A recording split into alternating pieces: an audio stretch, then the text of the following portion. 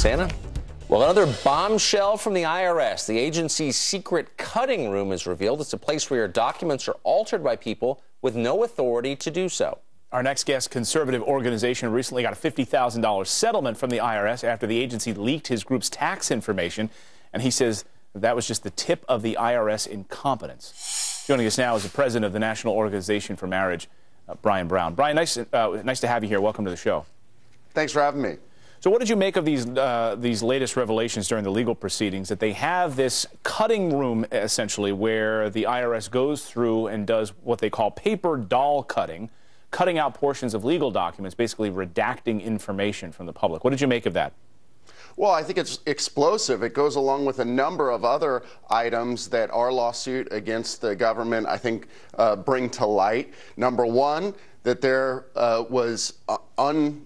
there could have been many unsupervised views of our confidential information, that the IRS itself didn't know how many people had viewed the confidential information, couldn't track who had requested information, and that they had employees unsupervised going into a room and using what they called the paper doll method of cutting the 990 with confidential information in it in order to overlay a white piece of paper and then send it out. The big issue here is the fact that there aren't measures taken to keep confidential information confidential, and secondly, that it's almost impossible for us to prove, given the information we have, who knew what, when, where, and how on how our information was released to our political opponents, simply because the records don't exist and so many people possibly could have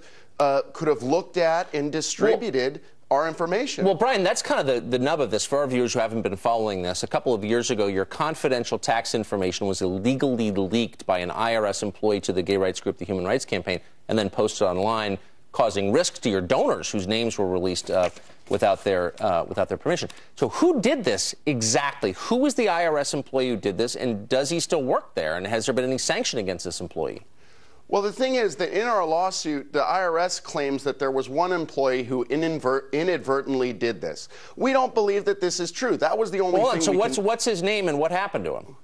Well, I believe the agent is still there, and I don't think that I don't think that this is the agent that released it. The fact is that the IRS made up this story saying that this was inadvertent by one agent. But here are the facts. Wait, so nobody, I'm sorry to interrupt you, but nobody was fired. This is a crime. They leaked your confidential tax information to people who hate you, who posted online, and nobody got fired for it?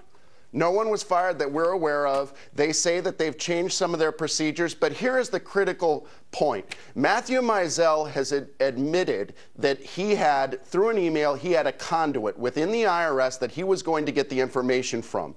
He has claimed his Fifth Amendment privilege not to incriminate himself. That tells you there's something more going on here. We can't prove this because of the fact that the IRS doesn't have records of everyone who may have touched our confidential information.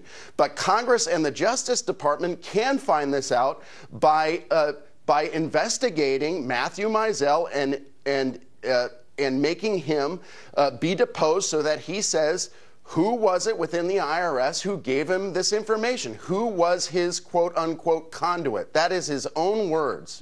Well, they settled for $50,000. Is that $50,000 enough to remediate this damage?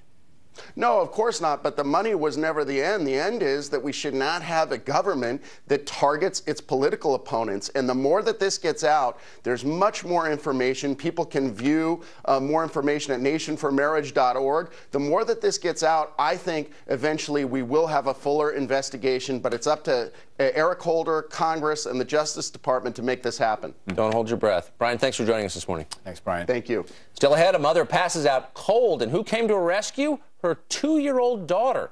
How he saved his mother's life. Coming up. And how far would you go to diet? Would you hook up a vitamin IV drip like Kelly Osbourne?